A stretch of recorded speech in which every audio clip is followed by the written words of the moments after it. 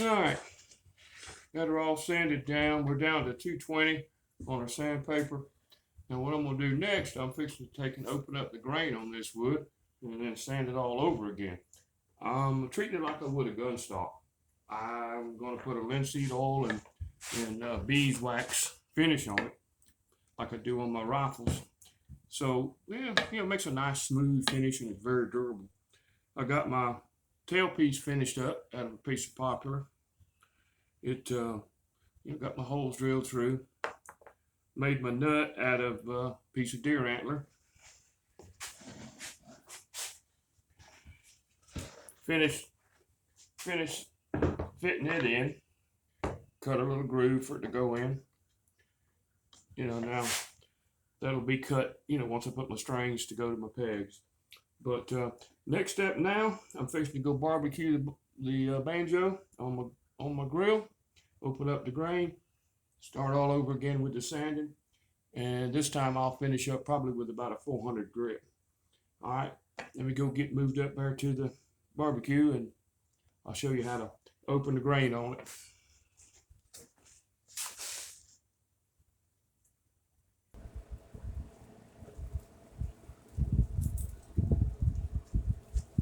All right, what I'm going to do is take a damp cloth, not wet, just damp, and I wet the piece of wood that I want to open the grain on.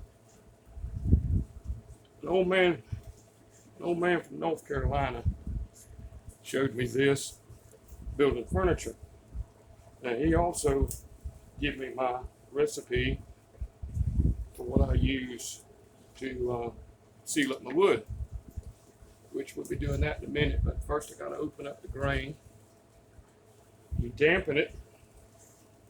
Now I used to do it on the stove, but this gas barbecue grill, I believe it's going to do me a better job. But you want to just get everything damp, not wet, just damp. Then you pass it over the fire.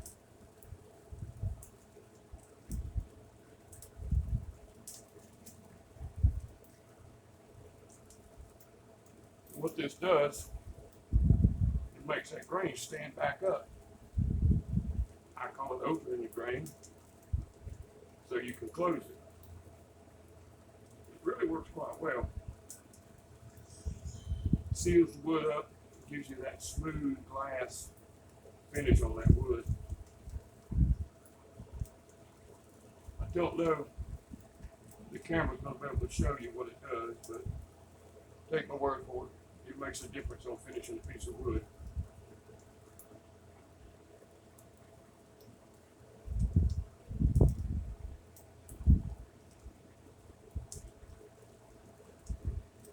Oh yeah, I can feel it starting to tear up on me. What it does is stand straight up. And then you sand it off again.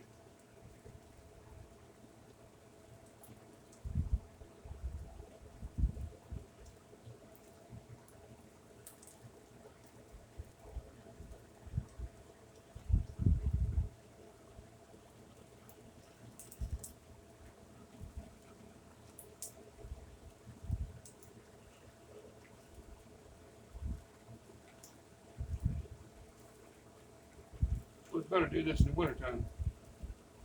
So it's standing over this fire and it's already 85 degrees this morning and muggy as can be.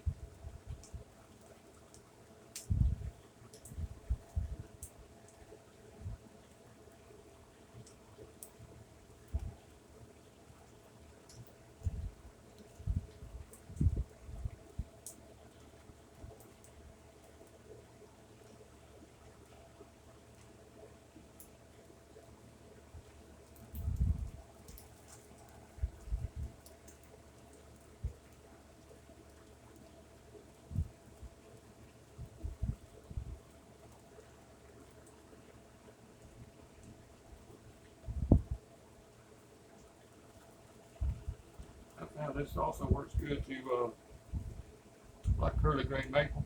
You want it to really show off the curl. This opens it up. And then when you seal it, you put your stain grain on, then you sand it, then you sand, because it opens that grain of the curl where it can absorb it. All right, let me turn this heater off.